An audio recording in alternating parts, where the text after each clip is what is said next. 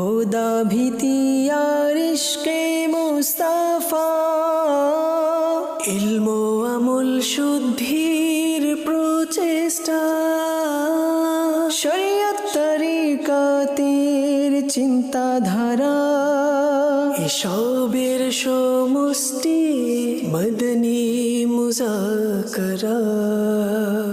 আলহামদুলিল্লাহি রাব্বিল আলামিন ওয়াসসালাতু ওয়াসসালামু আলা খাতামিন নাবিয়্যিন আম্মা বা'দ ফাআউযু বিল্লাহি মিনাশ শাইতানির রাজীম বিসমিল্লাহির রহমানির রহিম আসসালাতু ওয়াসসালামু আলাইকা ইয়া রাসূলাল্লাহ ওয়া আলা আলিকা ওয়া আসহাবিকা ইয়া হাবিবাল্লাহ আসসালাতু ওয়াসসালামু আলাইকা ইয়া নবিয়াল্লাহ ওয়া আলা আলিকা ওয়া আসহাবিকা ইয়া নূরাল্লাহ।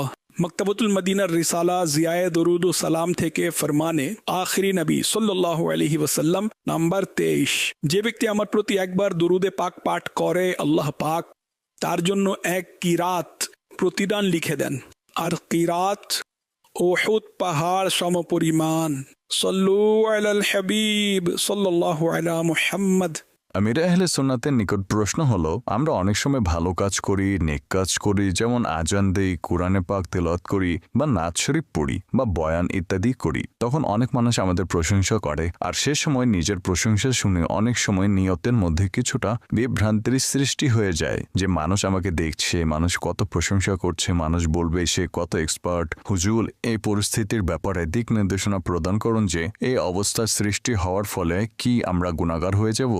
অবস্থা তৈরি হওয়ার মধ্যে গুনাহগার হওয়ার প্রেক্ষাপট কোথায়? এটা তো নিজের আয়ত্তেই নেই, আর এর মধ্যে এত বড় কোনো অর্থাৎ এমন কোনো ইস্যু নেই। হয়ে থাকে মানুষের ভালো লাগে, কেউ ভালো বললে ভালো লাগে। এখন আপনাকে কেউ ভালো বললে আপনি তার কলার তো ধরে নেবেন না, তার সাথে মারামারি তো করবেন না। তার ভালো লেগেছে, সে ভালো করেছে। যদি তার নিয়ত পরিষ্কার থাকে, মুসলমানের মন খুশি করতে চায়, সওয়াবের অধিকারী হবে। অবশ্য নিজের দিক থেকে ইস্তেগফার করতে থাকা উচিত। আর এই মানসিকতা বানিয়ে রাখুন যে যা কিছু আমার কণ্ঠস্বর ভালো, আমি ভালো আজান দিয়েছি ইত্যাদি, তো এর মধ্যে আমার কোনো মাহাত্ম্য নেই। এটা আমার রবের দয়া, আমার মাহাত্ম্য নয়, আমার রবের দয়া। এমন মানসিকতা বানিয়ে রাখলে ইনশাআল্লাহ কোনো সমস্যা হবে না। ইস্তিগফার করে নিন, আস্তাগফিরুল্লাহ আস্তাগফিরুল্লাহ আস্তাগফিরুল্লাহ। বাস এটাই মেন, যে নিজের মাহাত্ম্য মনে না করা। যেদিন নিজের মাহাত্ম্য মনে করবে সেদিন লাঞ্ছিত সে হয়ে যাবে, অর্থাৎ তার উন্নতি অর্থাৎ তার অবনতি হতে থাকবে। রবের অনুগ্রহ মনে করুন, মন থেকে মনে করুন। মুখে তো সবাই বলে, মনের মধ্যে এটাই থাকতে হবে যে আসলে যদি আমার কণ্ঠস্বর ফাটা থাকতো তো আমি কি করে ফেলতাম। আমি আল্লাহু আকবার শুরু করতাম, আল্লাহ শব্দের আলিফি যদি বের না হতো, আমার গলা বসে যেত, তখন কি করতাম? আমার রব আমাকে এই সৌভাগ্য দিয়েছেন, আমি বসে আছি আপনাদের সামনে বলছি। আমি কি এটা মনে করব আমার মাহাত্ম্য? আমার রবের অনুগ্রহ। এই দুইজন ওলামা একরাম বসে আছেন, তারা কি নিজের মাহাত্ম্য মনে করবেন? রবেরই অনুগ্রহ, দয়া।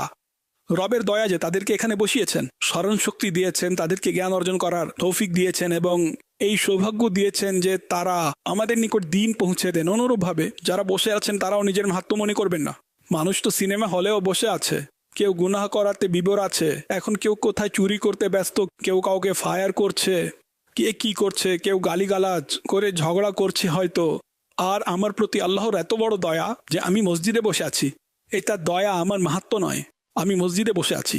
তো সব সময় দৃষ্টি আল্লাহর দিকে রাখবেন যে সবাই চাইলে কিছুই হবে না, সেটাই হবে যেটা রব চাইবেন। ব্যাস, রব চাইলেই হবে। রব চেয়েছেন, আমাকে এখানে বসিয়েছেন, কার দয়া হয়েছে।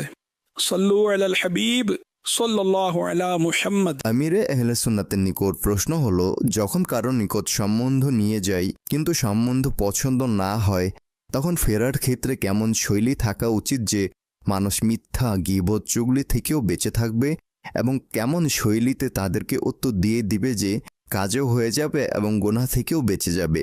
আমার এবং আমার পরিবারের জন্য বিনা হিসাবে ক্ষমার দোয়া করবেন। প্রস্তাব নিয়ে গেলে তখন প্রথমে দেখার জন্য যায়, ইনকোয়ারি করার জন্য।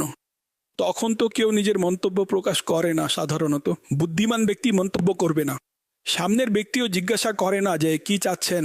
যদি জিজ্ঞাসাও করে, ইনশাআল্লাহ পরামর্শ করছি, এভাবে বলে মানুষ।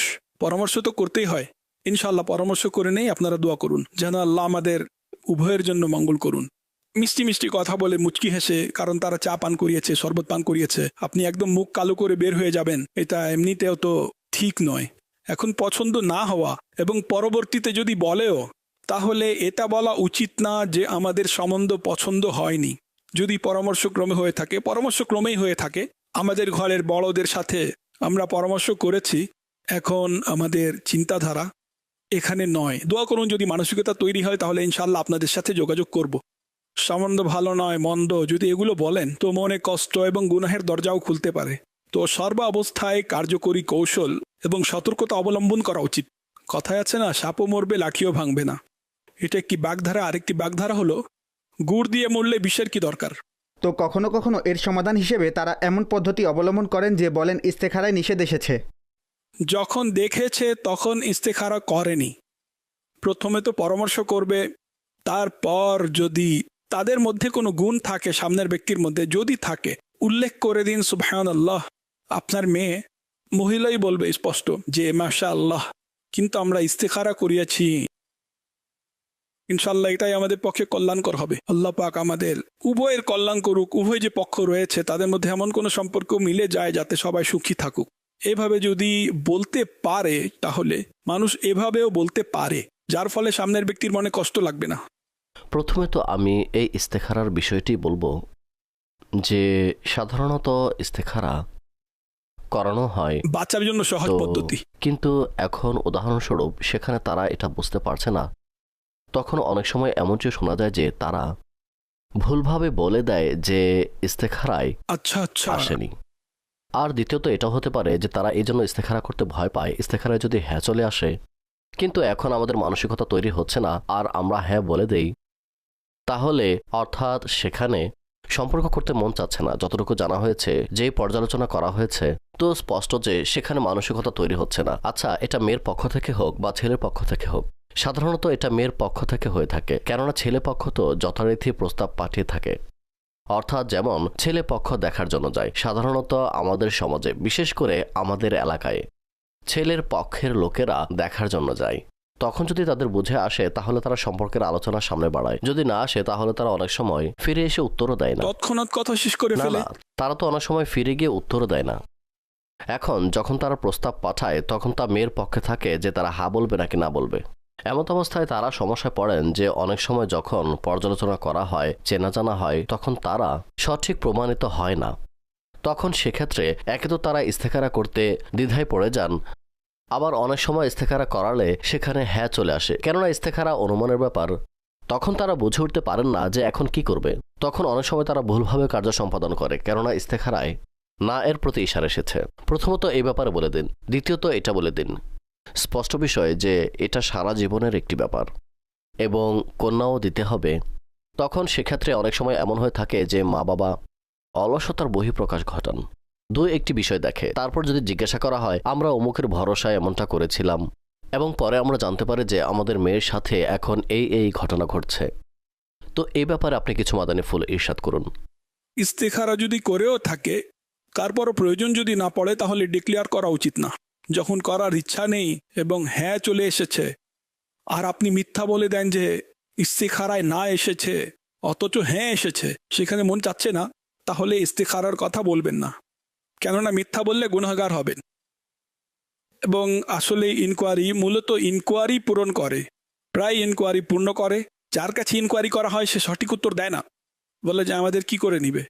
যাকে জিজ্ঞাসা করা হয়, অনেক ভালো জায়গা, মাশাআল্লাহ, অনেক ভালো মেয়ে, অনেক ভালো বংশ, এটা আমার অভিজ্ঞতা রয়েছে, এগুলো বলে এবং ছেলে পক্ষকে ইয়াহুম করে আগুনে নিক্ষেপ করে বা মেয়ে পক্ষকে আগুনে নিক্ষেপ করে। সাধারণ মানুষ যার সাথে পরামর্শ করা হয় সে আমিন হয়ে থাকে। এক্ষেত্রে এর প্রেক্ষাপট রয়েছে, যদি বিষয়টি তার পরামর্শের উপরই নির্ভরশীল, তাহলে তো তার উপর ওয়াজিব হয়ে যাবে, তাকে সঠিক পরামর্শ দিতে হবে। আর না কোনো তাণ্ডব চলছে, ফিতনা হচ্ছে, ফাসাদ হচ্ছে, গুনাহের দরজা খুলে আছে, আবশ্যক। আর পরামর্শ 100% সঠিক দিতে হবে। তার মন্দ দিক যদি জানা থাকে তাহলে তাদেরকে বলতে হবে। তো এখন সে মিথ্যা বলবে না যে এই সম্বন্ধটি অনেক ভালো, বংশ অনেক ভালো, ইত্যাদি ইত্যাদি।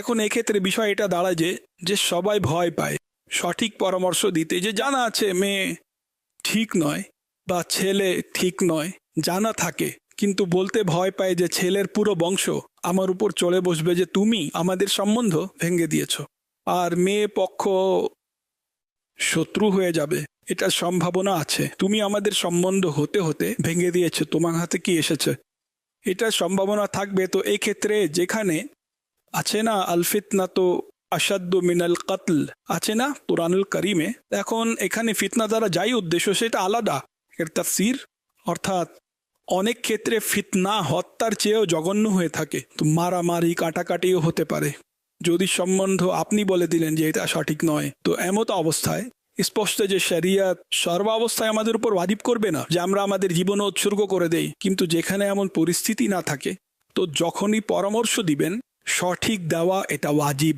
এক্ষেত্রে মিথ্যা বলবেন না, এর মধ্যে কোনো কিছুই লুকাবেন না, 100% সঠিক বলে দিন। কিন্তু সে কোনো পুরুষের বাচ্চা হলে সেই সঠিক দিবে, এটাও বাগধারা।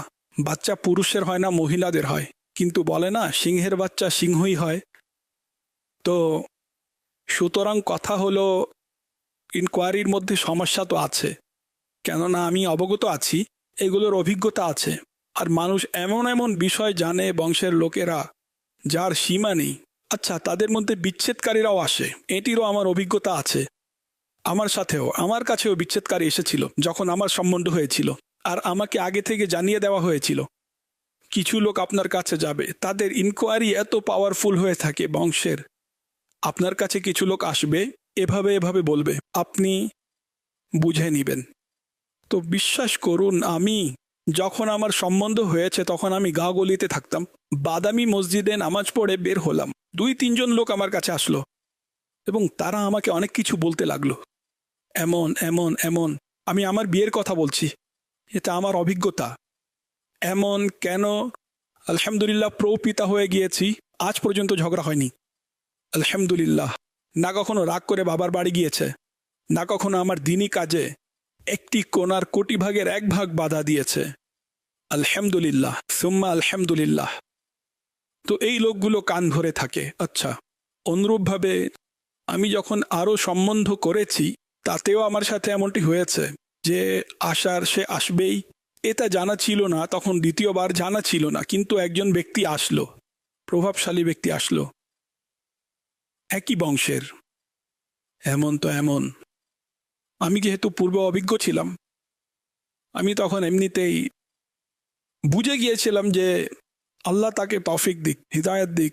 সেও এসে এমন কথা বলেছে যার কোনো প্রয়োজন ছিল না, গুনাহপূর্ণ আলোচনা ছিল যার আসলেই প্রয়োজন ছিল না। এখন চলুন আমি আমার দিক থেকে একটি কথা বলছি। কারো মেয়ে বা ছেলের সাথে সম্বন্ধ করেও নিয়েছেন, এখন তার পিতা বা দাদা বা চাচার কোনো করাপশন যদি থেকেও থাকে, এর দ্বারা কি আবশ্যক যে তার উপর প্রভাব পড়বেই পড়বে? আচ্ছা, অনেক করাপশন এমন হয়ে থাকে বা এমন গুনাহ হয়ে থাকে 100% গুনাহ, কিন্তু এর যে প্রভাব রয়েছে তা এত বেশি নেওয়া হয় না। যেমন আপনি যদি বিয়ের প্রস্তাব দিলেন এবং জানতে পারলেন যে মেয়ের যে পিতা রয়েছে সে জুমার নামাজও পড়ে না, বেঁচে থাকবেন, দূরে থাকবেন, একদম বেনামাজি, আপনি এর কি প্রভাব নেবেন? বিয়ে তো তার পিতার সাথে করবেন না, তার মেয়ে তো ইনশাআল্লাহ নামাজ পড়ে এবং পড়বে। কোরআন যদি না শিখে থাকে আমি শিখাবো ইনশাআল্লাহ। তো আমি আপনাদেরকে বুঝাচ্ছি, এই সমাজ খুবই, অর্থাৎ আপনি এই সমাজের যে দিকটিই উঠাবেন তো এমন মনে হবে যেন সবাই বিগড়ে আছে, কেউ কারো ভালো দেখতেই পারে না, লেগে থাকে কান ভরে, অযথা নিজের আখিরাতকেই হুমকির মুখে ফেলে। আর তাদের কথায় যারা চলে আসলো তাদের বংশকেও ধ্বংস করে দেয়। আপনার কাছে দেখতে ভালো মনে হবে, অনেককে দাড়ি বিশিষ্ট পাবেন, ধার্মিক কথা বলবে, আল্লাহ ও রাসূলের আলোচনা করবে, আপনার সহমর্মী হবে যে আমি আপনার এই আখিরাতের লাভ, দুনিয়ার লাভ, ফেঁসে যাবেন, মরে যাবেন, এটা হয়ে যাবে, বিপদে পড়ে যাবেন, এসে এমন কথা বলবে, কিন্তু আসলে এমন কিছুই হবে না। আল্লাহ পাক আমাদের সবার প্রতি দয়া করুক। সত্য বলা উচিত, আর এমন পরিস্থিতিতে চুপ থাকা উচিত যে আমাদের দুটি বাক্যের কারণে এমন যেন না হয় যে দুটি বংশ, দুটি হৃদয় মিলিত হতে হতে দূর হয়ে যায় আর আমরা আখিরাতে ফেঁসে যাই। বরং এমন যে কোনো বিষয় যাতে বড় কোনো সমস্যা নেই তা বলা উচিত নয়, সব বিষয় বলার মতো নয়। যেমন আমি বললাম বেনামাজি, শ্বশুর বেনামাজি, বড় ভাই বেনামাজি, বা বড় ভাই তো দরকার নেই, কিসের দরকার আছে? নামাজ কয়জন পড়ে? তুমি কতটুকু নামাজ পড়ো? কয় ওয়াক্ত নামাজ পড়ো? নামাজ পড়া ফরজ, বর্জনকারী গুনাহগার জাহান্নামের হকদার। কিন্তু এটা এমন বিষয় যার দ্বারা কোনো পরিবার নষ্ট হচ্ছে না। হ্যাঁ, জুয়ারি, যার সাথে আপনি সম্পর্ক করছেন, আপনি 100% জানেন যে জুয়ারি, আর আপনি আছেন সাহসী এবং তাদেরকে বাঁচানোর আপনার 100% মানসিকতা আছে, তাহলে অবশ্যই বলুন জুয়ারি, ভেবে চিন্তে করবেন। আর আপনি তার কাছে একদম প্রমাণ সহকারে আর নিয়ত থাকতে হবে বাঁচানোর, তাহলে কোনো সমস্যা নেই। কেননা জুয়ারি পরিবার ধ্বংস করবে, বেনামাজি পরিবার ধ্বংস করছে না, এটা আমাদের পর্যবেক্ষণ। আচ্ছা, যে নামাজি সে নামাজ সম্পর্কে জানে কতটুকু? কে? লাখের মধ্যে কোনো নামাজি পাওয়া যাবে, হাজারের মধ্যে পাবেন যে বিশুদ্ধ 100% সঠিক নামাজ পড়তে পারে। অবস্থা এমন তো অনেক গুনাহ এমন, যদিও বা গুনাহ, কিন্তু সামাজিক দিক থেকে সেগুলোর এত প্রভাব সমাজের উপর পড়ে না। নাহলে তো সমস্যা এটা হয়ে গিয়েছে যে সম্ভবত 99% মুসলমান বর্তমানে বেনামাজি। আমার ধারণা মসজিদ বিরান হয়ে আছে, শূন্য পড়ে আছে। এখন সম্বন্ধ করবেন না কি করবেন না, কোথায় যাবেন? সম্পর্ক না করলে মেয়ে সেও বেনামাজি, ছেলে সেও বেনামাজি। সম্বন্ধ করবেন না কি করবেন না? এখন সম্বন্ধ পাচ্ছেন না, সে বৃদ্ধা হয়ে যাবে, সে বৃদ্ধ হয়ে যাবে, দিয়েও দেয়, কেউ জিজ্ঞাসাও করে না নামাজ পড়ে না কিনা, যদিও সুদ খায় তবুও দিয়ে দেয়। সুদের ব্যবসা করাকে বা সুদের প্রতিষ্ঠানে সার্ভিস দেওয়াকে আজকাল জেন্টালম্যান গণ্য করা হয়। অফিসার যদিও বা সুদ খায়, বিচ্ছু ও সাপ জমিয়ে রেখেছি তোমার জন্য, পুষে চলে আসো, মিলেমিশে নিজেকে দংশন করাবো, মানুষ তো যাচ্ছেই। সুতরাং কথা হলো, অবস্থা পরিস্থিতি দেখে বুঝে শুনে কথা বলা উচিত। আল্লাহ করুক আমার কথা অন্তরে গেঁথে যাক। অতএব সর্বাবস্থায় গুনাহ থেকে বেঁচে কাজ করতে হবে। আমাদের মতো হলে দাড়িও দেখবে, পাগড়িও দেখবে, চুলও চেক করবে। এখন সমাজের মধ্যে এমন কয়জন আছে ভাই? কোত্থেকে আনবেন? মাদানি আছে নাকি না আমরা এটাও দেখব। দারসে নিজামি করেছে, কোথায় করেছে? আচ্ছা, সেখান থেকে মাদানি হওয়া উচিত ভাই, নিজের পরিবেশের হওয়া উচিত। তো মন বেশি প্রসন্ন হবে। আমি নিজের একটি লজিক, আমার চিন্তাধারা প্রকাশ করছি। এমন মাদানি কোত্থেকে নিয়ে আসবেন? আচ্ছা, তারপর মাদানি হলেও প্রকৃত পক্ষেই মাদানি মদিনার সুন্নাতওয়ালা মাদানি, নাকি দারসে নিজামি করে অন্য কিছু করছে মাদানি হয়ে গিয়েছে?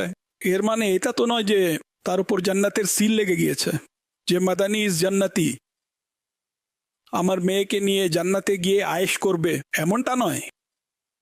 উপার্জনও করছে নাকি না, কত উপার্জন করছে মানুষ, এগুলো দেখে, দেখা উচিত, কোনো সমস্যা নেই। কেননা একদম হতদরিদ্র হলেও কঠিন হয়ে যাবে, দারিদ্রতা কুফর পর্যন্ত নিয়ে যায়, তাই না? তো সব কিছুই দেখতে হয়। আখিরাতও দেখতে হবে, দুনিয়াও দেখতে হবে, সিরাতও দেখতে হবে, চেহারাও দেখতে হবে। এখন যদি চেহারা দেখতে কুৎসিত হবে, আর যদি মানসিকভাবে অপর পক্ষ যে রয়েছে তাদের বুঝে আসলো না বা তার চেহারা ভালো, তাহলে পরিবার চলবে না। তো ইকুয়াল ইকুয়াল ইকুয়াল বিষয়াদি হলে ব্যালেন্স হলে চলবে, ডিসব্যালেন্স একটি হলেও কঠিন হয়ে যাবে। সব কিছু দেখতে হবে। আর লোকেরা দেখেও থাকে, আমি বলি আর না বলি, সিরাত দেখে না, চেহারা অবশ্যই দেখে। একটি ইনকোয়ারি সম্পর্কিত কৌতুকই বলতে পারি। কারো কাছে ইনকোয়ারি করা হয়েছিল, তখন সেটাই বলেছে যে এমনিতে তো না মদ্যপায়ী আছে, না জুয়ারি, এই ধরনের কোনো মন্দ স্বভাব তো নেই। হ্যাঁ, তবে নামাজ না পড়া এবং ফিল্ম ড্রামা দেখা, দাড়ি নেই। তখন যে ইনকোয়ারি করতে এসেছিল সে হাসছিল। সে যা কিছু বলছে যার ব্যাপারে, তার চেয়ে 4 কদম আগে তো আমি। মেয়ে হতে পারে তার থেকে 10 কদম আগে হবে। তো দাড়ি থেকে আনবে ভাই? সমাজে দাড়ি বিশিষ্ট আছে কয়জন? তো এভাবে দুর্ভাগ্যবশত আমাদের সমাজে বেনামাজি হওয়াকে মন্দ মনে করা হয় না, যে এটাও কোনো অনেক বড় মন্দ দিক তার ভিতরে, নিশ্চয়ই, অথচ অনেক বড় গুনাহ নামাজ না পড়া। অবশ্যই। তো এই হচ্ছে পরিবেশ।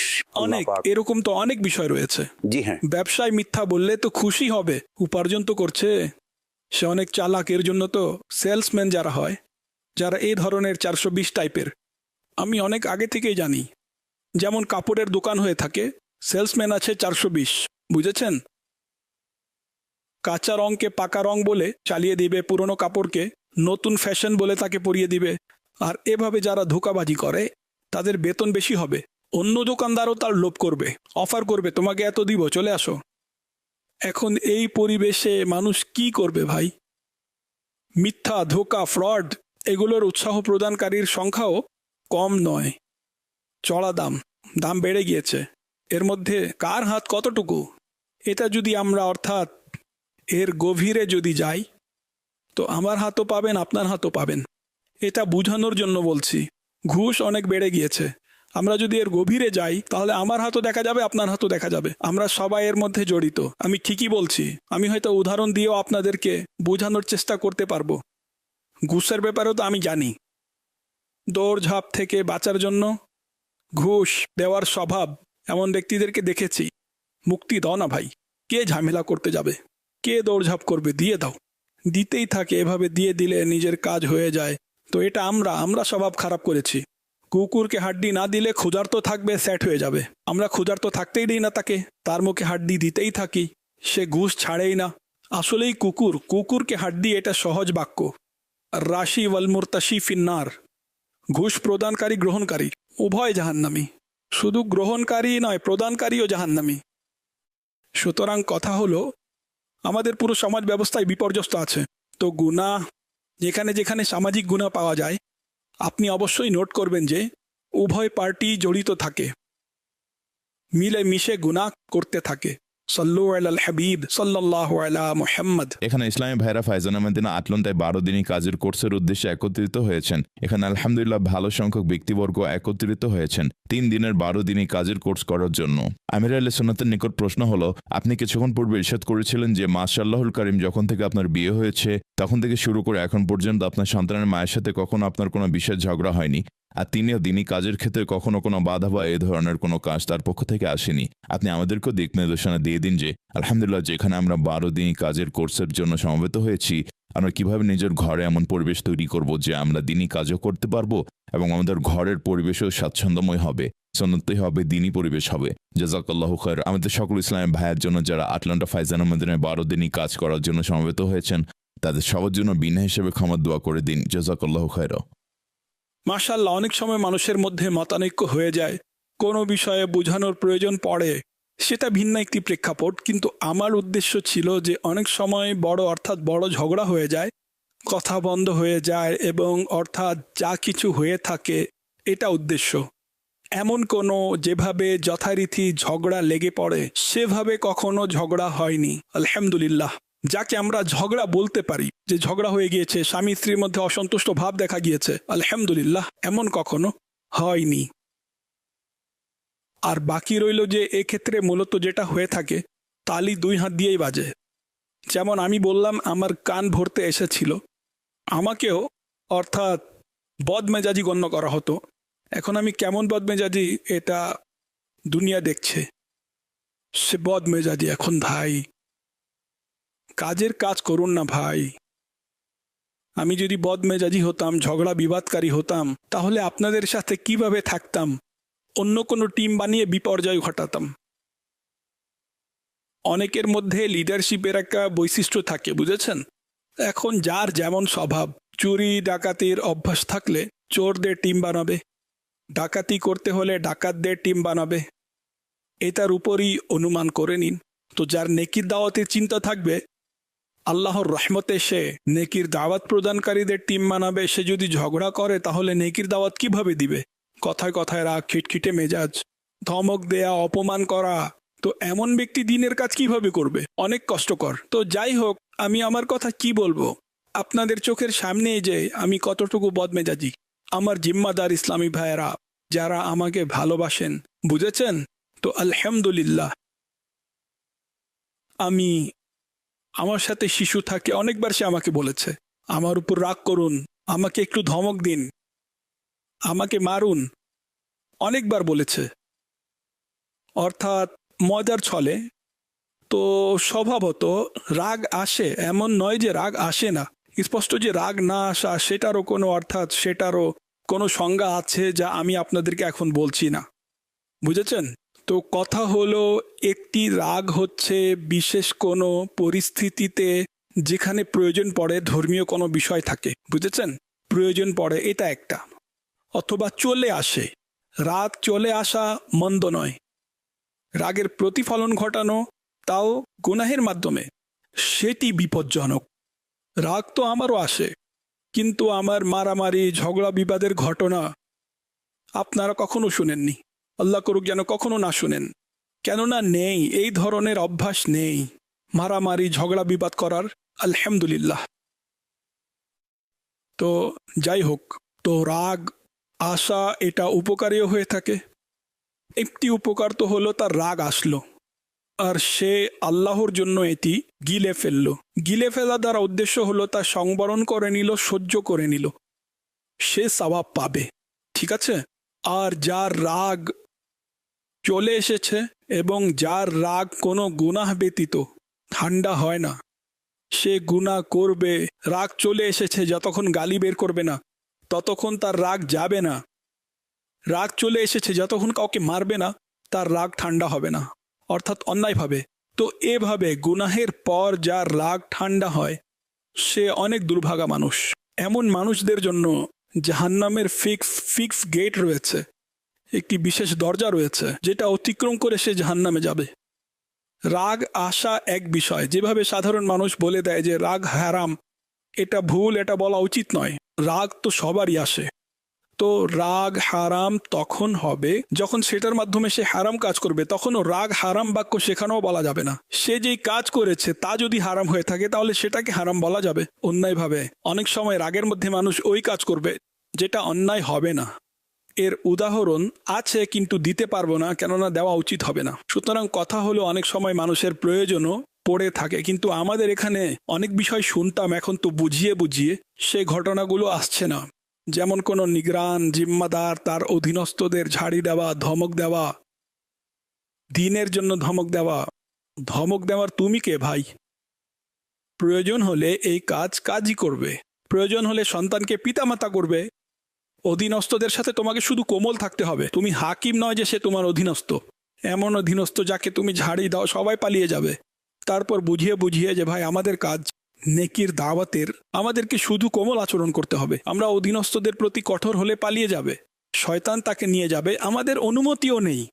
আমরুম বিল মারুফে কঠোরতার প্রেক্ষাপট আছে, কিন্তু আমি যেটা বললাম কাজীর জন্য, হাকিমে ইসলামের জন্য, তো এটা এমন যে আমরা একদমই তেমন নয়, এর ধারণাই নেই। আমরা শুধু কোমল আচরণ করব, কাজে নিগরান অধীনস্থদেরকে ধমকাবে না। সল্লু আলাল হাবিব সাল্লাল্লাহু আলা মুহাম্মদ। সাধারণত আমরা যেভাবে আবেগী হয়ে যায়, রাগ চলে আসে বা এ ধরনের পরিস্থিতি তৈরি হয়, এর পিছনে হয়তো একটি কারণ এটাও রয়েছে যে মানানোর উৎসাহ। অর্থাৎ আপনার মানসিকতা যদি থাকে যে মানাবো না, পৌঁছে দিব, আমার কথা পৌঁছে দিব, সে মানেনি, ঠিক আছে, কিন্তু আমরা যখন মানানোর দিকে চলে আসি তো সেক্ষেত্রে অনেক সময় বিষয়াদি ডিস্টার্ব হওয়া শুরু হয়ে যায়।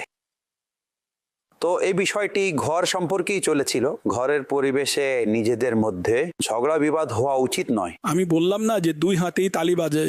যদি এক ব্যক্তি আছেও কিছুটা দুর্বল, রাগ চলে আসে বা একগুঁয়ে প্রকৃতির, তখন অপরজন যদি ঠিক থাকে সমাধান হতে থাকবে। অনেক সময় হয় এমন, অনেক সময় দেখুন 5 আঙ্গুল সমান নয়, তারপর পুরুষ ও মহিলাদের জ্ঞানের মধ্যেও ব্যবধান আছে। সুতরাং কথা হলো সমাধানমূলক কথা বলা উচিত। বারবার ধমকাতে থাকবেন, যদি সে ভুল করবেও আর আসলেই 100% তার ভুল হয়েও থাকে, কিন্তু আপনি তা চিন্তা করুন যে আমি তাকে রাখবো নাকি ছেড়ে দিব। যদি রাখতে হয় তাহলে তার ভুল সহকারে রেখে তার দ্বারা উপকার সাধিত হবে, শিশুদের লালন পালন হবে, ঘর চলবে। এখন যদি আমরা ভাবি যে তাকে আমার মতো হতে হবে, তা কখনো হবে না। সুতরাং কথা হলো পুরুষের মন মানসিকতা যদি ভালো থাকে তাহলে সংসার ভাঙ্গে না। সংসার ভাঙ্গার যে বিষয়টি এখন চলছে, যদিও স্ত্রী ভুল করছেও কিন্তু সেও রাগের দিক দিয়ে কোনো অংশে কম নয়। আচ্ছা, অনেক সময় স্ত্রীর নির্দোষ থাকে, আসলেই স্ত্রী অনেক সময় অনেক সহজ সরল হয়, তার ভুল হয় না, কিন্তু স্বামী যে রয়েছে সে তাণ্ডব চালাতে থাকে। এটা গরম কেন করনি, আয়রন করতে এত দেরি হলো কেন, দেখো দাগ লেগে গিয়েছে, আজ তুমি লবণ বেশি দিয়ে দিয়েছো, আজ চায়ের পরিবর্তে মিষ্টি শরবত বানিয়ে দিয়েছো, ইত্যাদি ইত্যাদি সে বলতেই থাকে। তাহলে ঘর চলা অনেক কষ্টসাধ্য। কষ্ট করে যদি চলেও তবুও মনোমালিন্যের সহিত এবং ঘৃণার সহিত। তো উভয় ব্যক্তি, উভয় যে পক্ষ আছে, এভাবে মনে করুন যে তাদের ঘর চলার যে সূত্র আছে, মেন ঔষধ, তা হলো ভালোবাসা। এই ওষুধ যদি উভয়ের কাছে থাকে, ভালোবাসার সংসার কোথাও যাবে না, সংসার চলবে, সন্তান দোয়া দিবে আপনাকে। অন্যথায় যদি ঝগড়া করতে থাকো, সন্তানরাও কখনো মায়ের পক্ষে থাকবে, কখনো বাবার পক্ষে, আবার অধিকাংশ মায়ের পক্ষেই থাকে।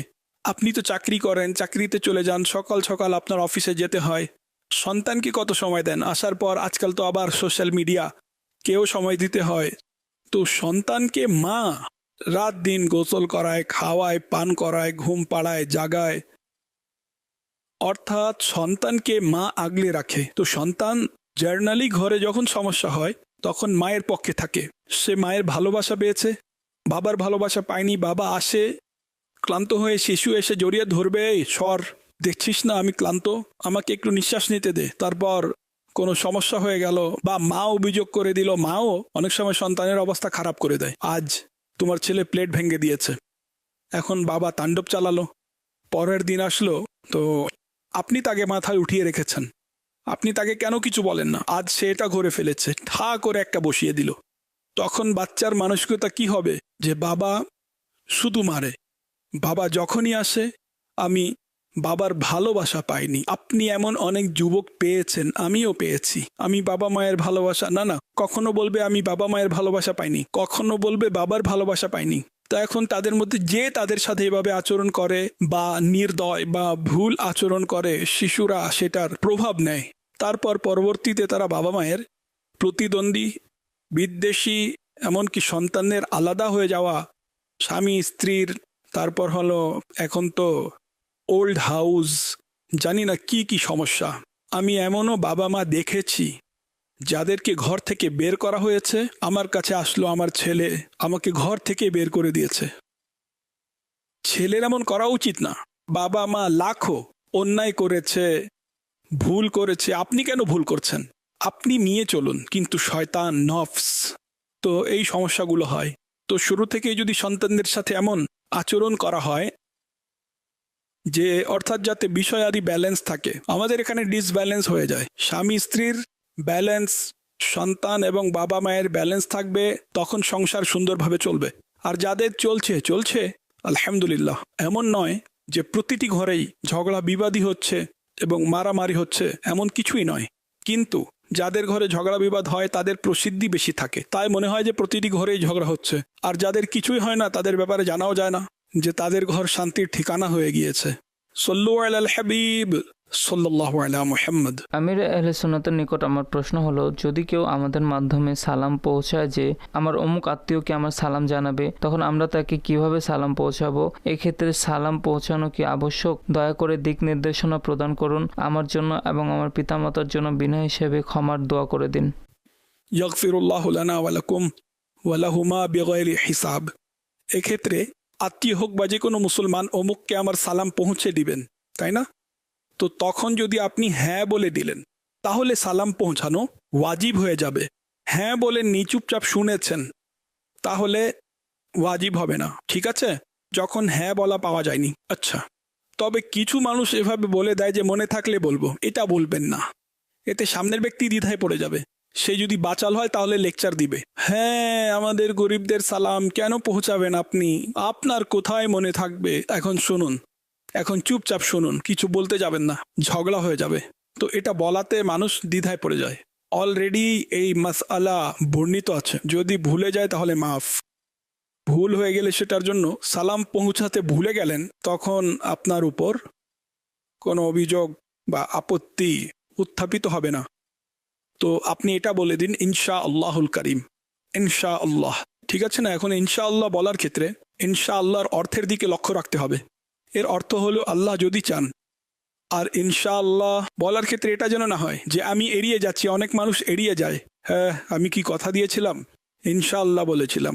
তখন বিষয়টি এই হবে যে ইনশা আল্লাহ বলার ক্ষেত্রে ইনশা আল্লাহ তখনই বলা উচিত, করার নিয়ত তো আছে, ইনশা আল্লাহ পৌঁছে দিব, এতে তার মন খুশি হবে।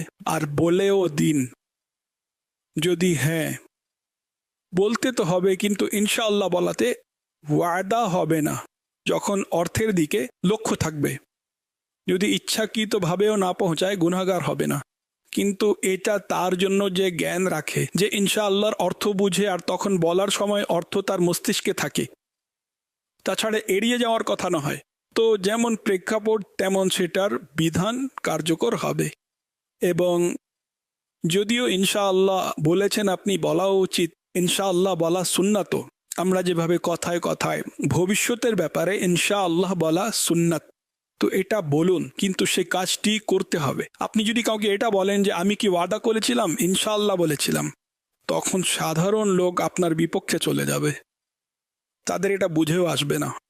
তো কোথায় কি বলতে হবে তাও বুঝে আসতে হবে, এটা বলা উচিত নয়। আমি ঠিক আছে মাসআলা বলে দিয়েছি, কিন্তু এর মানে এটা নয় যে আপনি সাধারণ ব্যক্তিকে এটা বুঝাতে শুরু করবেন। বিষয়টা উল্টো হয়ে যাবে, ঝগড়া শুরু হয়ে যাবে, কুধারণা শুরু হয়ে যাবে।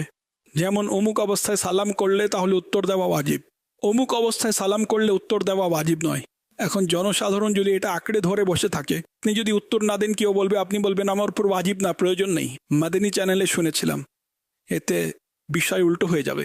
কাজেই উত্তর দেওয়া কোনো গুনাহের কাজ তো নয়, সওয়াব তো হবেই।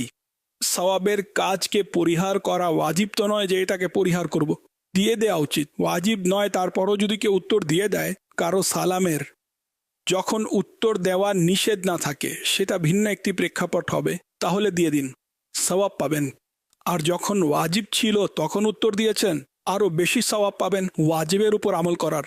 তো এটা এর জন্য অনেক বেশি অধ্যয়ন এবং জ্ঞান থাকা, এবং এই ধরনের ইলমি মাহফিল, জ্ঞানী ব্যক্তিদের সংস্পর্শ অর্জন, এখন এটা প্রায় বিরল না হলেও খুবই কম, অনেক কঠিন।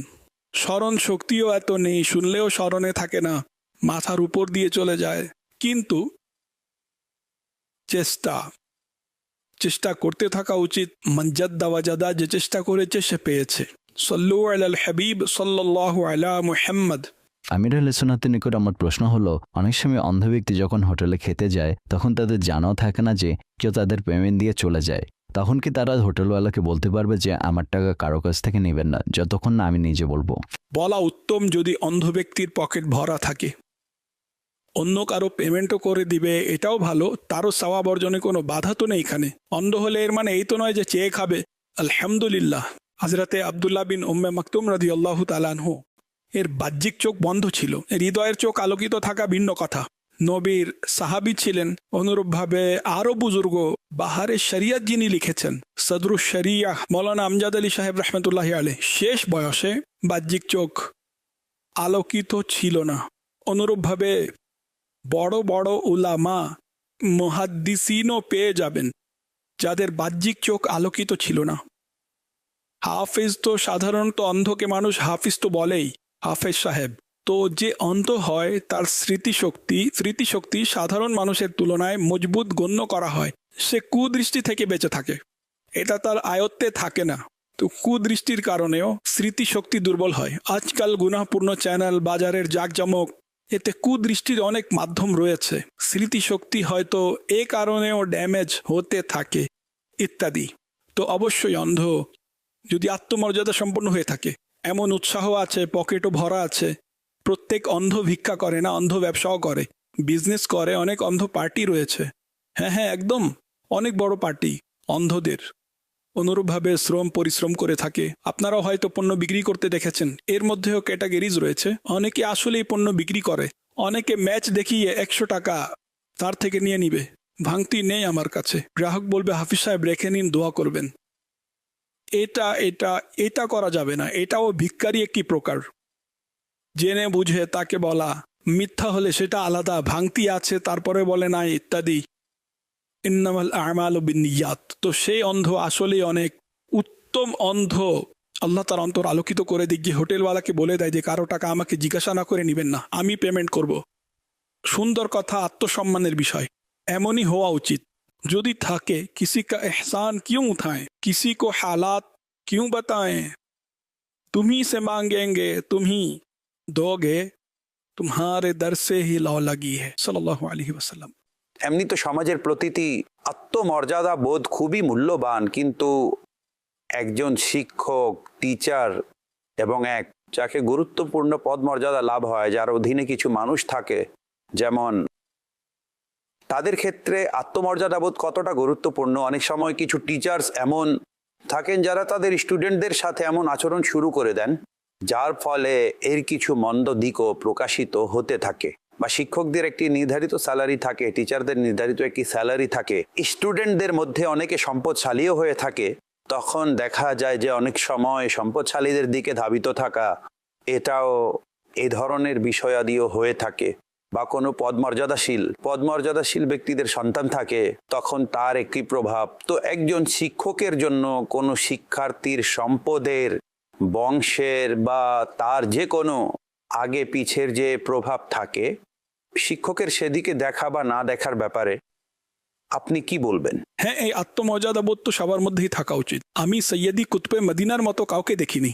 আমি একবার একজন বুজুর্গ তশরিফ এনেছিলেন, হজরত কিবলা মোহাম্মদ আলী মুরাদ শামি রহমতুল্লাহি আলাইহ, যিনি জানাজা পড়িয়েছিলেন। তিনি হজরতের অনেক প্রিয় ছিলেন। আমি সৈয়দি কুতুবে মদিনার দরবারে উপস্থিত ছিলাম, তিনি উপস্থিত হলেন আমার মুর্শিদের নিকট। আমাকে ইরশাদ করলেন যে তার অমুক জিনিসটি নিয়ে আসো। আমি তো, এটা আমার সৌভাগ্য, দৌড়ে গিয়ে নিয়ে আসলাম। দৌড় দেয়া এটা বাগধারা, রানিং নয়। আমি নিয়ে আসলাম, আমি পেশ করে দিলাম। তখন সৈয়দি কুতুবে মদিনা বললেন যে টাকা নিয়ে নাও। আমি বললাম হযরত নিয়ে নাও। আমি তৎক্ষণাৎ নিয়ে নিলাম। তো এটাকে বলে আত্মমর্যাদা বোধ। মেহমান আমার, তুমি টাকা কেন দিবে? তুমি কে? এটা আমি নিজের পক্ষ থেকে বলছি, নিয়ে নাও। এটা তো আমি আমার পক্ষ থেকে জোরে বলেছি। তিনি কিছুটা এভাবে বলেছেন বা সিরিয়াস হয়ে নিয়ে নাও। তখন আমার সাহস হলো না যে আমি দ্বিতীয়বার অস্বীকার করব। আমি চুপচাপ নিয়ে নিলাম। তো এখন এমন মানুষ কোথায় ভাই? আমরা তো শুধু অজুহাত খুঁজতে থাকি, জেনে জেনে না করব এবং জাযাকাল্লাহ বলে পকেটে ঢুকিয়ে নেই। যাই হোক, উপহার গ্রহণ করাতে কোনো সমস্যা নেই। আমি শুধু আপনাদেরকে একটি ঘটনা শোনালাম সৈয়দি কুতুবে মদিনার। চলো, উত্তম আলোচনা হয়ে গেল। আল্লাহর নেক বান্দার, আল্লাহ তার উপর কোটি কোটি রহমত নাজিল করুক, তিনিও এখন মাজারে রয়েছেন। আপনি যেমনটি বললেন যে আমি তৎক্ষণাৎ নিয়ে চলে আসলাম, তো আমি চলে আসিনি, বসেছিলাম। আমি সেখান থেকে পালিয়ে যাইনি। এখান থেকে পালিয়ে কোথায় যাব ভাই? প্রথমত মদিনা, তারপর সৈয়দি কুতুবে মদিনার আস্তানা, আশেপাশে দোকানপাট এবং বাজার সব কিছুই ছিল। তখন আমার ধারণা ছিল না এটা মসজিদে নববী শরীফ এর অংশ, আগামীতে গিয়ে হবে।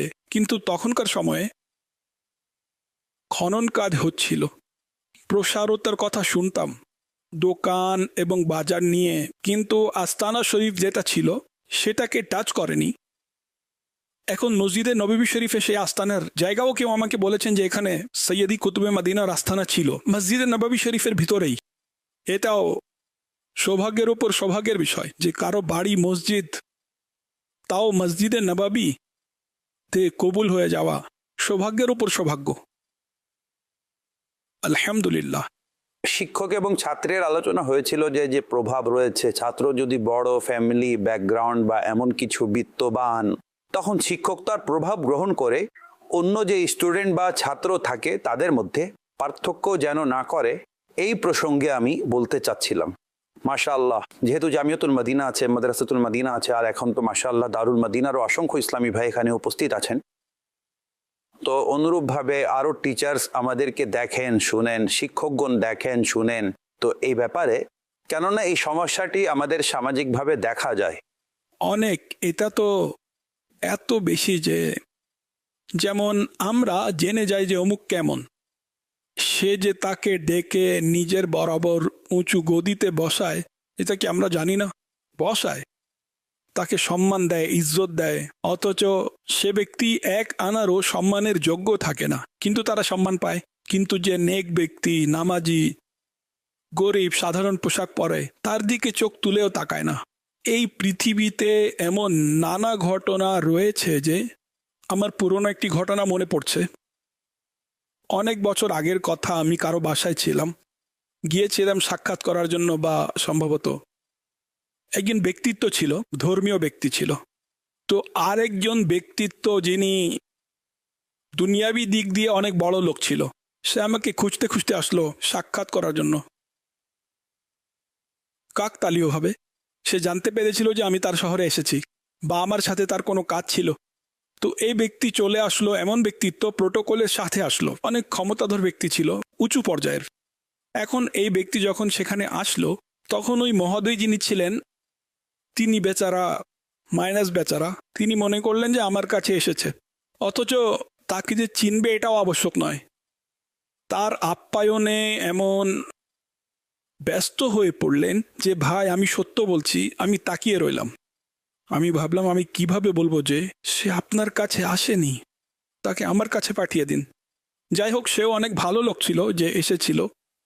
বড় লোক আমাদেরকে মনে হয় হে হে হে, তারা হ্যাঁ হ্যাঁ হয় না, অনেক চালাক হয়। অর্থাৎ বড় সিটে যাওয়া বা কোটি কোটি টাকা জমা করে নেয়া, সে ব্যক্তি কোটি টাকার হিসেবে ছিল না, সে কোনো সরকারি পোস্টের হিসেবে ছিল। তো এগুলো অনেক উঁচু স্তরের বিষয়, সব কিছুই বুঝে। আমাদেরকে বলতে হবে না, আমাদের ফেস রিডিং করে নিবে এবং বুঝে ফেলবে। এক প্রকার অতিরঞ্জন মনে করুন, অনেক চালাক হয়। তো যাই হোক, পরিশেষে তার যাই কাজ ছিল আমার কাছেই সে করলো, করালো, চলে গেল। বুঝেছেন? তো এমন হয় যে বললেন না যে যে মানুষ নিজের অবস্থান ভুলে তার পিছনে লেগে যায়, দুনিয়াদারের পিছনে। কোনো ব্যক্তি চলে আসলো, কোনো বিত্তবান লোকের সন্তান চলে আসলে তার সেবা যত্ন, কোনো সম্পদশালী চলে আসলো বা অসৎ কোনো ব্যক্তি চলে আসলো বা কোনো গভর্নমেন্টের কোনো এমন ব্যক্তি চলে আসলো, যদিও বা ঘুষের মাধ্যমেই তার ধান্দা চলছে, তাকে সম্মান অবশ্যই দেয়। এমনটা হওয়া উচিত না।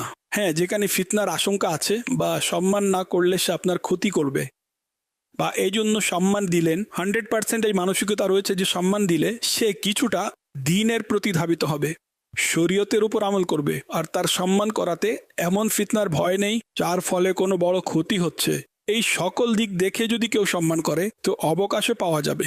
আমাদের যে কথাগুলো হয় এক্ষেত্রে কোনো না কোনোভাবে অনেক সময় অবকাশ বেরিয়ে থাকে, প্রেক্ষাপট বের হতে থাকে। তো আমি তাই বুঝাচ্ছি যে আমাদের এত বিস্তৃত মানসিকতা থাকে না। অর্থাৎ কি কি করে থাকে, আমি এক জায়গায় ছিলাম, এক ব্যক্তিকে চিনি, সে হত্যাকারী ছিল, বাহির দেশের কথা বলছি, এবং ওয়ান্টেড ছিল। কিন্তু মাহফিলে তো সব ধরনের লোক চলে আসে। আমি জানতাম এক ব্যক্তি, বেশিরভাগই তাকে জানে, আমি সোফায় বসেছিলাম, সে ব্যক্তিও তাকে আসুন আসুন বলে সোফায় ডাকছিল ভাই, কিন্তু সেও আত্মমর্যাদা সম্পন্ন ছিল, ভাই আমি এটার যোগ্য নয়, আসেনি সোফায়, কিন্তু আহ্বানকারী আমার উপর নিজের ইমপ্রেশন দেওয়ার দিয়েছে। এগুলোও হচ্ছে। এখন যেমন সে হত্যাকারী আমাদের, সে কি দিয়ে দিবে ভাই?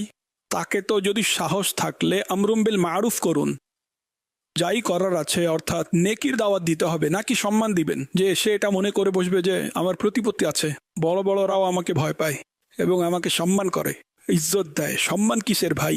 এর চেয়ে বড় লাঞ্ছনা কি যে কেউ কাউকে হত্যা করে ফেলবে অন্যায়ভাবে? আল্লাহ পাক রহমতের দৃষ্টিদান করুক। তো এভাবে স্পষ্ট যে বয়স হয়েছে, বিভিন্ন ধরনের মাহফিলে আসা যাওয়া হয়েছে, কিছু না কিছু দেখেছি। ভালো মানুষ, খারাপ মানুষ, সব ধরনের লোক আছে। অনুরূপভাবে শিক্ষকগণ হোক, আইম্মায়ে কেরাম হোক, খতিবগণ হোক, মাশায়েখ হোক, ওলামা হোক, সবাই সতর্ক থাকুন। এখন কেউ দাওয়াত দিয়েছে কাউকে এসে, তো আমাদেরকে সুধারণার দিকটি খুঁজা উচিত যে হয়তো তার সংশোধনের জন্য ডেকেছে, কোনো বিশেষ উদ্দেশ্য হবে বা তার থেকে কোনো ভয় আছে যে সে যদি এভাবে তাকে সম্মান না দেয় তাহলে তার সন্তান উঠিয়ে নিবে বা তার কোনো ক্ষতি করে ফেলবে, অনিষ্টতা থেকে বাঁচার জন্য সে এমনটা করেছে। আমরা এটাই ভাববো, তাহলে হয়তো আমরা বেঁচে যাব। আমরা, যদিও প্রত্যেক অবস্থায় এমন হবে সেটা আবশ্যক নয়। আমাদের এখানে কিছু লোক সম্পদশালীদেরকে সম্মান করে, এখানে এই দিকটি বের হয় যে তার মাধ্যমে দাওয়াত ইসলামীকেও চালাতে হবে। সম্মান যদি দেই তাহলে কিছু অর্থ পাওয়া যাবে। এখন কি করব? সম্পদশালীকে যদি অবজ্ঞা করি তাহলে সেটাও ছিনিয়ে নিবে, তো বেচারা সম্মানই দেখাবে, আর কি করবে? এখন যেমন এলাকায় মসজিদের ব্যাপার, তো জামিয়াতুল মদিনার কোনো ভবনের ব্যাপার, তো সামনের ব্যক্তি এখন যেমনই হোক তার মাধ্যমে এই জামিয়াতুল মদিনা নির্মাণ হতে পারে। যদি বলেন আবে করবি কি না, এভাবে কথা বলবেন, শারের 3টি নুক্তা উড়িয়ে দিবেন, তখন আপনি কাজ উদ্ধার করবেন। যাই হোক, কথা হলো আমি আর কি বলবো, অবস্থা পরিস্থিতি অনুযায়ী যাই হোক ক্ষতিকে অগ্রাধিকার দেওয়া হয়, সেটা থেকে বাঁচতে হয় উপকারের তুলনায়। কিন্তু কিছু উপকার এমন রয়েছে যা অনেকগুলো ক্ষতিকে দূর করে দেয়। একটি এলাকায় যদি জামিয়াতুল মদিনা খুলে যায়, অনেকগুলো অনিষ্ট দূর করে দিবে এবং অনেকগুলো মূর্খকে আলিম বানিয়ে সমাজে দিক নির্দেশনার জন্য পেশ করে দিবে। যাই হোক, ওলামায়ে কেরামের নির্দেশনায় অগ্রসর হতে থাকা উচিত। আর এমনিতেও যেভাবেই যার মধ্যে যে অনিষ্টতা রয়েছে, মন্দ দিক রয়েছে, এবং আমাদের এখানে তার সাথে অনেক সময় কোমল আচরণ করতে হয়, প্রয়োজনবশত সম্মানও করতে হয়, হয়তো অনিষ্ট থেকে বাঁচার জন্য বা তার থেকে অধিক উপকার বা তার সংশোধনের জন্য, বা এমন যে আমাদের সম্মান প্রদর্শনের কারণে তার মাহাত্ম্যে কোনো পার্থক্যই আসে না। করুন বা না করুন, যদি না করেন তাহলে আশঙ্কা থাকে। তো যেই পরিস্থিতি হোক, তো সেক্ষেত্রে সর্বক্ষেত্রে চাটুকারিতা থেকে বেঁচে থাকতে হয়। যেখানে যেখানে সম্ভব হয় চাটুকারিতা থেকে বাঁচতে হবে, অর্থাৎ তার যেন এটা মনে না হয় যে আমি যে মন্দ কাজ করছি এতে কোনো সমস্যা নেই, তবেই তো এই মাওলানা আমাকে এত সম্মান করে। কোনো সমস্যা হলে তো আমাকে বুঝাতেন, বলতেন। আচ্ছা, অনেকে এমন আছে যে তাদেরকে বুঝালে খুশি হয়, এটাও আপনাদেরকে বলে দিচ্ছি। অনেক আগের একটি কথা, যখন ফেজানে মদিনা নির্মাণাধীন ছিল, এক সাহেবকে কেউ নিয়ে আসলো, কোন ইসলামী ভাই, স্বর্ণ দিয়ে ঢাকা ছিল, বলে না স্বর্ণ স্বর্ণ স্বর্ণ, অনেক বড় পার্টা ছিল, পার্টির পার্টা। তো এখন আসলো, দেখলো, আমি স্বর্ণের ব্যাপারে তাকে বোঝানো শুরু করে দিলাম, পুরুষের স্বর্ণ ব্যবহারের বিধান। আমার স্মরণে আছে সে প্রভাবিত হয়েছিল। সে বলল, আমাকে কেউ বলে না, এই ব্যক্তি বলেছে। হ্যাঁ ভাই, এই ব্যক্তি ঠিক আমার অবস্থানের তোয়াক্কা করেনি, সে আমাকে সঠিক কথা বলে দিয়েছে। এই কোয়ালিটিজও আছে কোনো এমন ব্যক্তিকে যার পিছনে প্রশাসন হাত বেঁধে ঘুরে বেড়ায়। উদাহরণস্বরূপ এমন মানুষের পিছু হয়ে থাকে প্রশাসন, বুঝেছেন তো ভাই? সে আমাকে, ছোট একটা মানুষ, তার কোনো অ্যাপ্রোচ নেই, কোনো প্রতিপত্তি নেই, আমি আসলাম দেখা করতে আর সে শুরু হয়ে গিয়েছে। তার চিন্তা এটা যে সে মানুষকে নেককার বানাবে, শরীয়তের উপর চালাবে।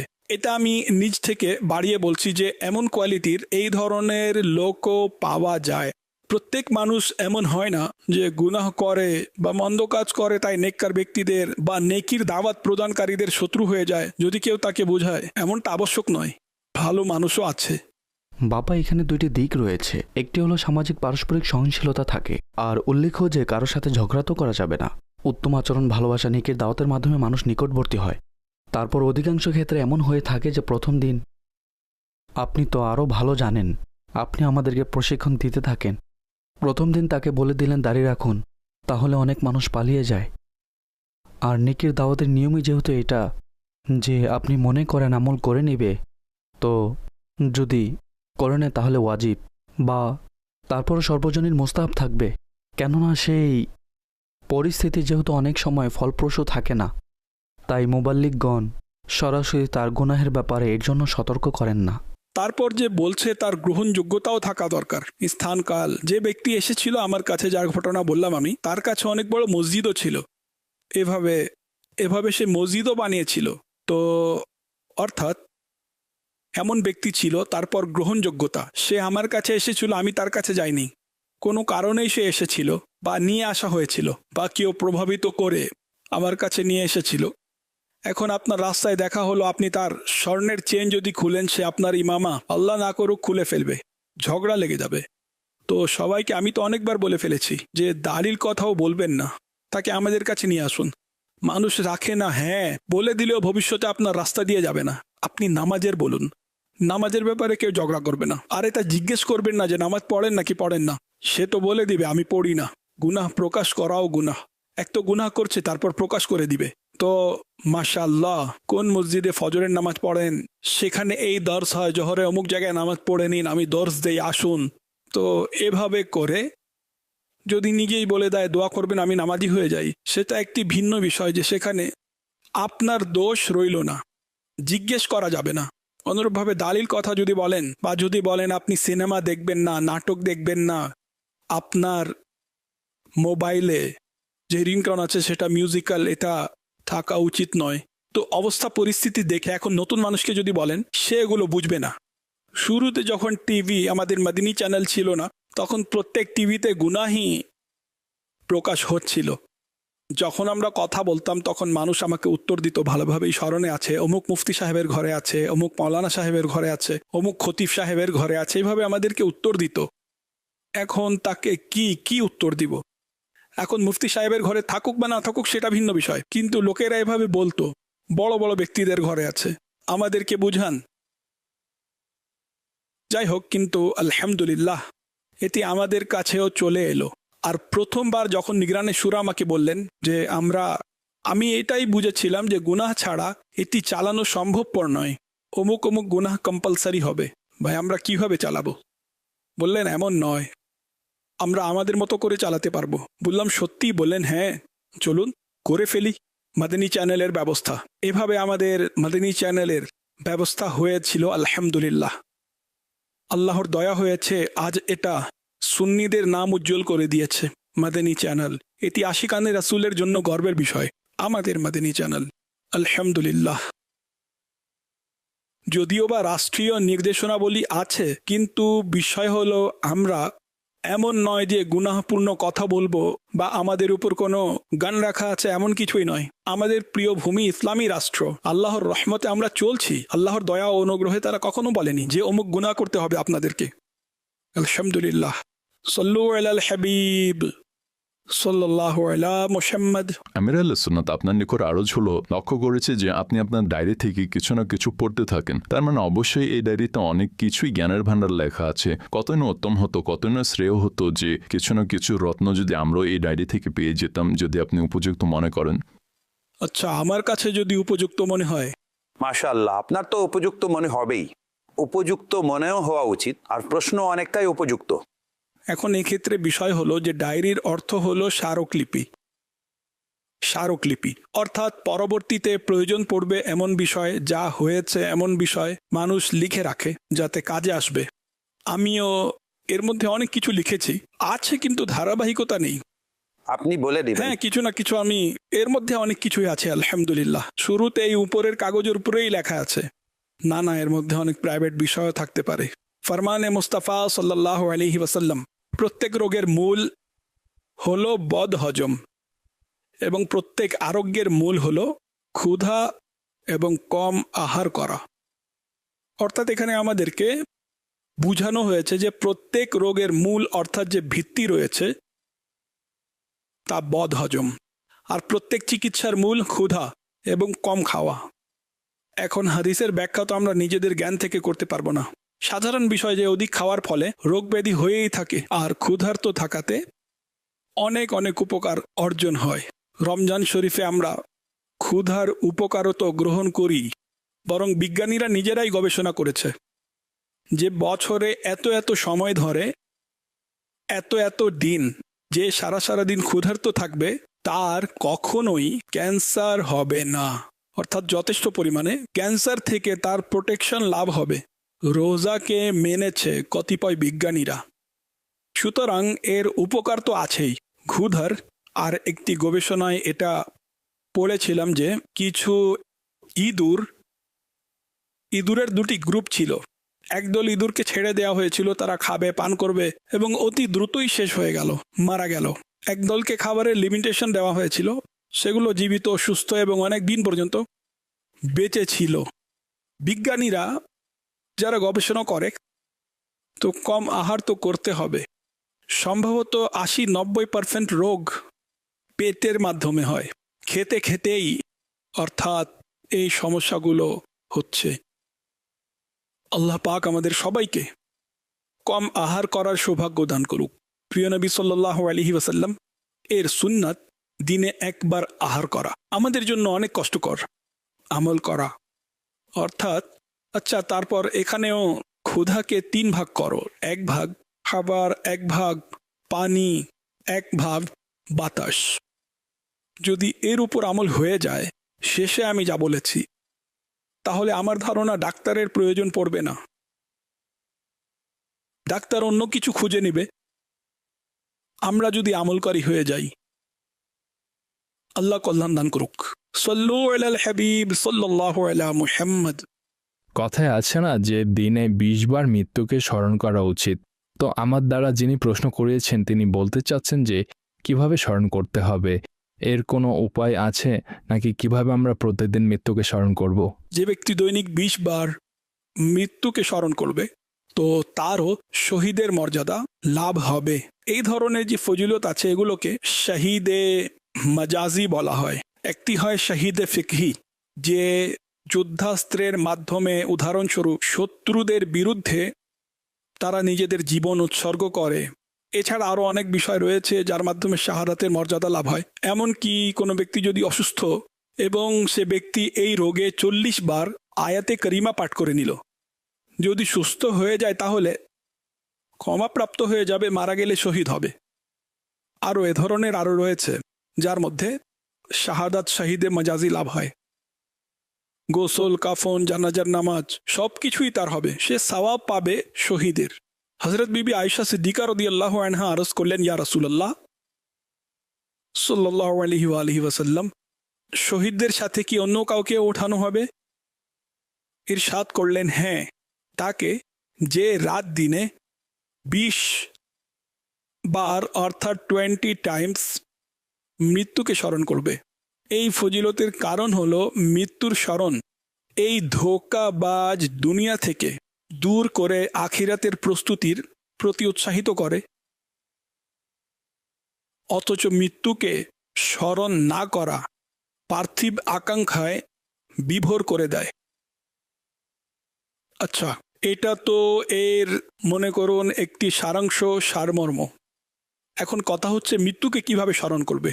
এখন তাসবিহ হাতে নিয়ে মৃত্যু মৃত্যু মৃত্যু, এখানে এর কোনো ব্যাখ্যা এভাবে কেউ লিখেছে তাহলে আমার জানা নেই। অন্তরের কথা মনে পড়ে, মৃত্যু, আমাকে একদিন মরতে হবে, এটাও তো মৃত্যুরই স্মরণ হলো, তাই না? অনুরূপভাবে এখন 20 শব্দটি লেখা আছে, নিজ ধারণা থেকে হাদিসের ব্যাখ্যা করা যায় না, আর এভাবে বারবার মৃত্যুকে স্মরণ করতে হবে। যেমন হজরতে সৈয়দুনা মুহাম্মদ বিন সুলাইমান জাজুলি রহমতুল্লাহি আলাইহি, তিনি একটি কক্ষে থাকতেন এবং কাউকে অনুমতি ভিতরে প্রবেশের দিতেন না। কিছু মানুষের চিন্তা হলো, জানি না ভিতরে কি ভান্ডার তিনি রেখেছেন, কাউকে আসতেই দেন না, অনুমতি দেন না নিজের বিশেষ কক্ষে, আমরা যাকে প্রাইভেট রুম বলতে পারি। তখন কেউ তার পিতাকে বলল যে আমাদের কিছু বুঝে আসছে না, আপনি আপনার ছেলেকে একটু দেখুন তো ভিতরে আছে কি। আপনাকে তিনি নিষেধ করতে পারবেন না। তো তার পিতা অর্থাৎ বললেন যে আমি তোমার কক্ষে আসতে চাই। তিনি আগ্রহে কক্ষের ভিতরে গেলেন। তো সেখানে প্রত্যেক দেয়ালে আল মাউত আল মাউত আল মাউত লেখা ছিল, আর তেমন কিছুই দৃষ্টিগোচর হয়নি যার মধ্যে চিন্তার কোনো বিষয় থাকবে। এটা দেখে তার পিতা নিজের ছেলের প্রতি খুশি হলেন, প্রভাবিত হলেন। তো এই মৃত্যুকে স্মরণ করার জন্য যেখানে দৃষ্টি পড়ে আল মাউত, এটা তো এটাও স্মরণ করার জন্য তিনি পরিবেশ তৈরি করেছেন। কিন্তু আমি এটা বলছি না, এই হাদিসে পাকের অধীনে তিনি লিখেছেন। এই ঘটনায় এর কোনো আলোচনা আমি পড়িনি। মোট কথা হলো, আমরাও যদি চাই তাহলে আমাদের নিজস্ব মালিকানার দেয়াল হলে ভাড়া বাসার রং নষ্ট করতে পারবেন না, বা নিজের ব্যক্তিগত কোনো বস্তুর উপর, ডায়েরির উপর, এমন কোনো জায়গা যেখানে দৃষ্টি পড়ে আল মাউত লিখে নিলেন, তাহলে ভালো। মৃত্যুকে স্মরণ করার পরিবেশ তৈরি হবে। সল্লু আলাল হাবিব সাল্লাল্লাহু আলা মুহাম্মদ। খোদা ভীতি আর ইশকে মুস্তাফা, ইলম ও আমল শুদ্ধির প্রচেষ্টা, শরিয়ত তরিকাতের চিন্তাধারা, এসবের সমষ্টি মদনী মুজাকরা।